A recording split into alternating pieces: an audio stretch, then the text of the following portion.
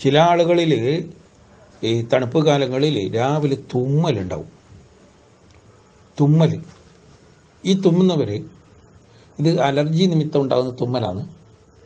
ഇതിനവർ മെയിനായിട്ട് പഞ്ചസാരയും ബേക്കറി സാധനം ഒഴിവാക്കുക തന്നെ വേണം. പിന്നെ രാത്രി കിടക്കുന്ന സമയത്ത് ഒരു 3 ഏലക്കായ ചവച്ചരച്ച് കഴിച്ച് ചൂടുവെള്ളം കുടിക്കുക, ഇളം ചൂടുവെള്ളം. രാത്രി നേരത്തെ ഭക്ഷണം കഴിക്കുക. നേരത്തെ ഭക്ഷണം കഴിച്ച് നേരത്തെ കിടക്കണം. രാത്രി ഉറക്കമൊഴിയാൻ പാടില്ല. പിന്നെ എന്ത് ചെയ്യണമെന്ന് പറഞ്ഞാൽ ഇവർ ഉണക്ക നെല്ലിക്ക,